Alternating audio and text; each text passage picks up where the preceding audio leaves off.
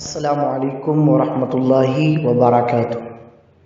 Islamic معاشرہ YouTube channel پر محترم سامعین، محترم ناظرین حضرات،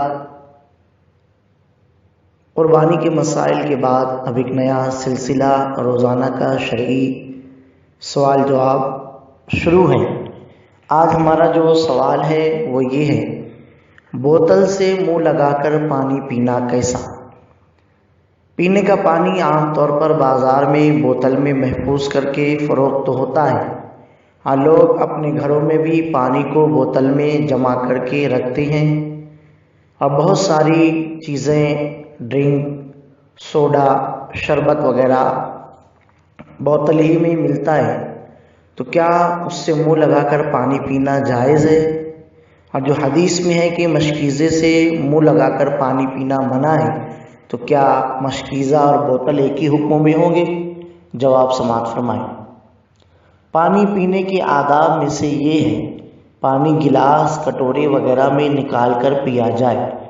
مشکیزہ یا بڑی بوتل سے منہ لگا کر پانی پینے سے رسول اللہ صلی اللہ علیہ وسلم نے منع فرمایا ہے، جس کی مختلف وجوہات فقہاء و محدثین نے بیان فرمائی ہیں۔ ان میں سے ایک سبب وہ ہے جو حضرت عائشہ رضی اللہ تعالی عنہا نے بیان فرمایا ہے کہ منہ لگانے سے مشکیزہ وغیرہ کا منہ بدبودار ہو جائے گا، اور نتیجتاً دوسروں کے لیے اسی بوتل سے پانی پینا کراہیت کا سبب ہوتا ہے۔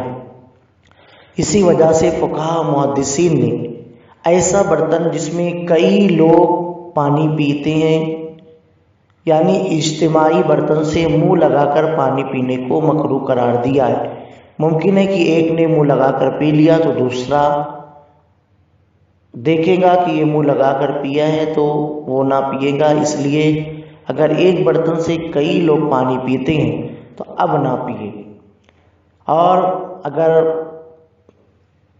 تنہا پیتے ہیں تو اس میں کوئی حرج نہیں ہے۔ حضور صلی اللہ علیہ وسلم نے بھی حضرت کبشہ رضی اللہ عنہا کے مشکیزے سے منہ لگا کر پانی نوش فرمایا ہے۔ اور ایک دوسری بات سمجھنے کی یہ بھی ہے کہ جب ہم مشکیزے کی پانی نہ پینا منہ لگا کر غور کرتے ہیں تو یہ بات یہ ہوتی ہے کہ مشکیزے کا منہ چوڑا ہوتا ہے، اور اگر وہ کھلا رہ جائے تو اس میں کیڑے مکوڑوں، بچھو وغیرہ کے جانے کا اندیشہ کبھی ہوتا ہے، اس لیے اگر منہ لگا لیا جائے گا تو ان کے نقصان پہنچانے کا خوف یقیناً ہے، اس لیے منہ لگا کر پینے سے منع کیا گیا۔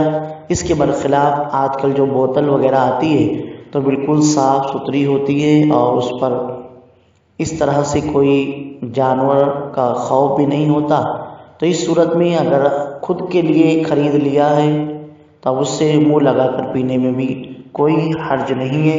اللہ تعالی ہم سب کو صحیح سمجھ عطا فرمائے۔